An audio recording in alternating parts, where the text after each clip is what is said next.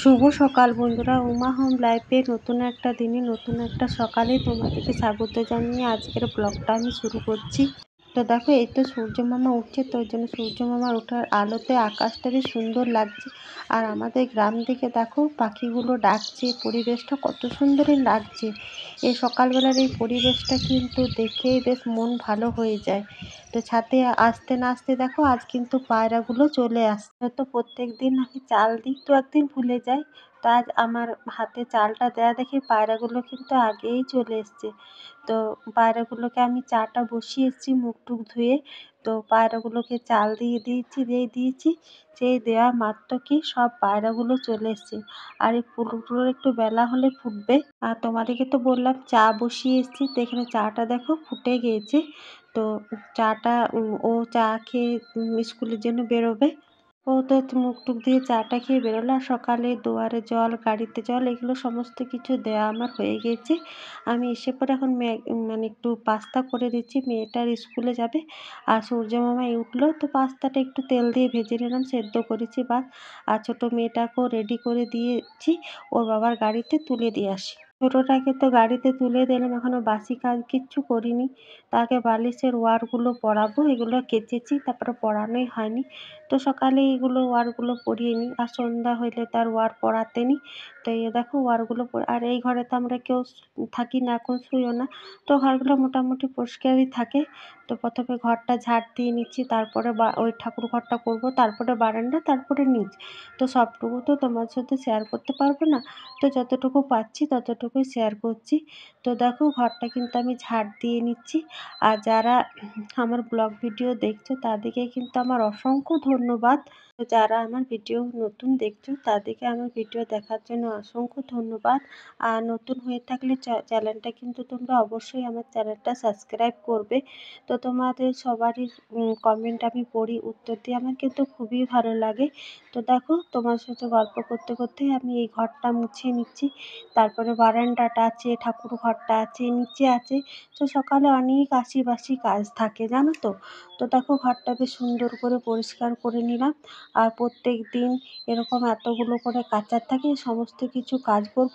তো দাঁড়াও আর এক কাপ চা খেয়ে নিই, আর চা খেয়ে এনার্জিটা বাড়িয়ে নিই। আরও অনেক কাজ আছে, তো যতটুকু পারবো তোমাদের সাথে শেয়ার করব। আমার সাথে থাকবে, ব্লগটা দেখতে থাকবে, আশা করি তোমাদের ভালো লাগবে।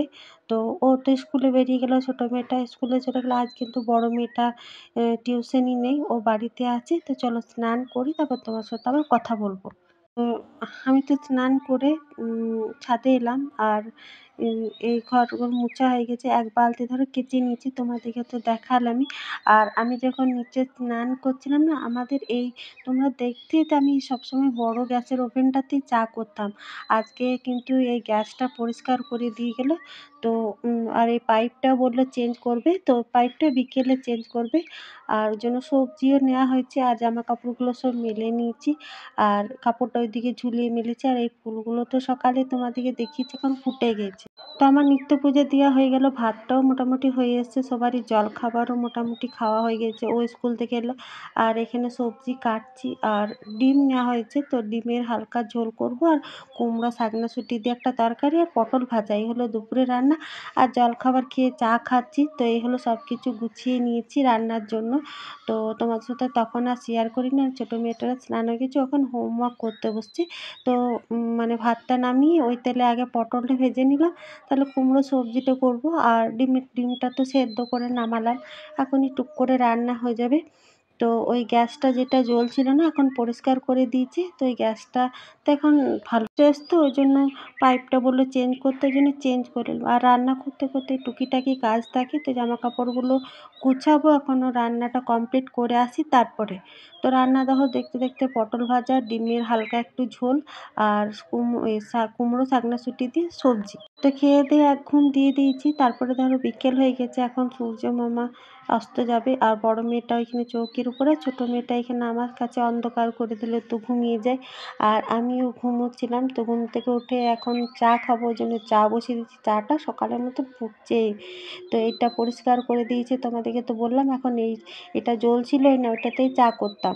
তো একটা গ্রামের বউ আছে, ও কাজ করে জানো তো, ওকে বলেছিলাম তো ও এসে পরিষ্কার করে দিয়ে গেল। দেখতাম কিন্তু বলতে সাহস পেতাম না, তারপরে কালকে সাহস করে বলেছিলাম তো বলবার মাত্র কি সকালে এসে সমস্ত কিছু ঠিকঠাক করে দিয়ে গেল। আর তোমাদের দাদা কি করছে জানো, এই যে রান্নাঘরটা, এই রান্নাঘরটা আমাদের ভেঙে গেছে। আমি যখন আগে ভিডিও বানাতাম তোমরা দেখেছো যে এই ঘরে আমি কিন্তু অনেক স্মৃতি জড়িয়ে আছে। এই ঘরে আমি রান্না করেছি অনেক রকমের।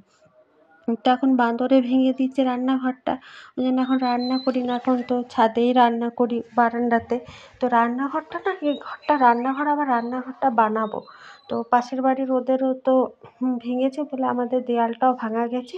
তো ওকে বললাম পরিষ্কার করে দিতে, তারপরে মিস্ত্রি ডেকে না এই নিচেই একটা রান্নাঘর বানাবো।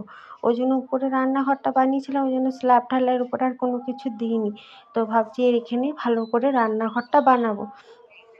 এই জন্য সারা দুপুর এই পরিষ্কার টরিষ্কার করলো, তারপর আবার সন্ধ্যা হয়ে গেল। আমি গোটা সন্ধ্যা প্রদীপ দেখিয়ে এলাম, দেখিয়ে এসে সন্ধ্যা প্রদীপটা এখানে রাখলাম। তো ও তো ওইদিকে পরিষ্কার করে স্নান করলো। তো ওকে বললাম তাহলে তুমি এইমাত্র স্নান করলে, তাহলে একটু ধূনাটা দিয়ে দাও। ও এখানে ধূনাটা দিচ্ছে, আর রাতে আবার রুটি সবজি সব কিছুই আছে। তো সূর্য ওঠা থেকে সূর্য অস্ত যাওয়া পর্যন্ত আমার ঘরের খুঁটিনাটি কাজকর্ম, খাওয়া দাওয়া যতটুকু পারলাম তোমাদের সাথে শেয়ার করলাম। তো তোমরা অবশ্যই কিন্তু জানিও তোমাদের আমার ভিডিওটা কেমন লাগে। যদি ভালো লেগে থাকে তো অবশ্যই আমার চ্যানেলটাকে তোমরা সাবস্ক্রাইব করবে, লাইক করবে, কমেন্ট করবে আর শেয়ার করবে। তো যেহেতু সকালেই ঘুম থেকে উঠে সূর্য ওঠা থেকে তোমাদের সাথে ব্লগটা আমি শুরু করেছি, তা এখন সূর্য প্রায় অস্ত চলেই গেছে। তো ভিডিওটা তাহলে এখানেই শেষ করছি। কাল একটা নতুন দিন